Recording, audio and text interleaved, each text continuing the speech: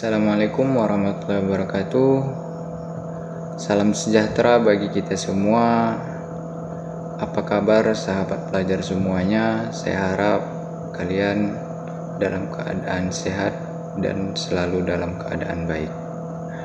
Baiklah, pada kesempatan kali ini saya akan membahas tentang hukum perdagangan internasional, yang mana pada kali ini saya akan membahas masalah daging ayam impor. Sebelum membahas kasus daging ayam impor, yaitu saya akan terlebih dahulu menjelaskan apa yang dimaksud dengan hukum perdagangan internasional.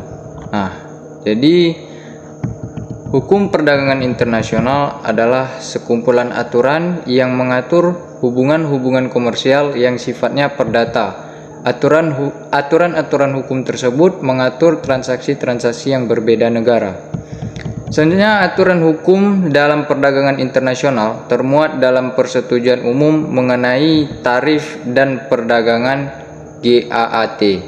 GAAT dibentuk pada tahun 1947, akan tetapi lahirnya WTO tahun 1994 membawa perubahan besar bagi GAAT. Kesehatan dan sertifikat halal. Kita beranggapan bahwasanya Indonesia tidak melanggar atau konsisten dengan ketentuan WTO, termasuk ketentuan proses penerbitan kesehatan badan internasional lainnya. Jadi, kita tidak menerapkan kebijakan ini untuk tujuan menghambat impor ayam. Selanjutnya, ini juga sejalan dengan ketentuan perjanjian SPS hewan yang juga secara umum ditetapkan lembaga internasional lainnya.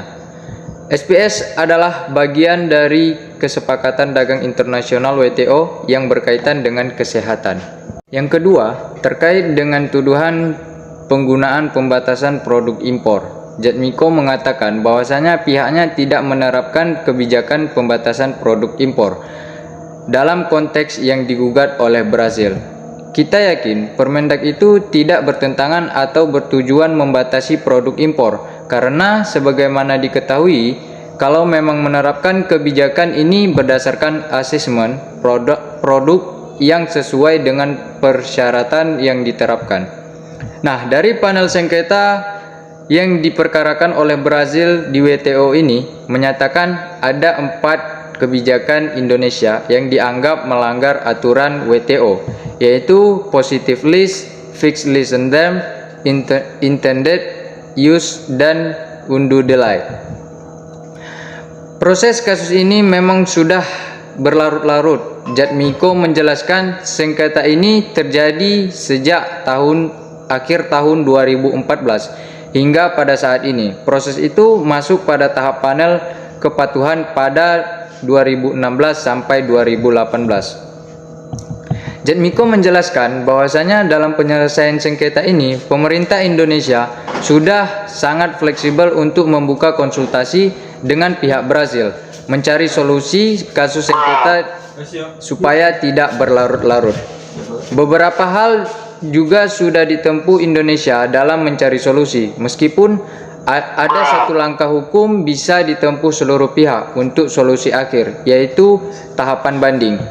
Saat ini Indonesia melakukan banding di WTO terkait kasus sengketa ini, namun proses pelaksanaan mitigasi masih menunggu hasil pembentukan juri atau hukum mengurus penyelesaian sengketa.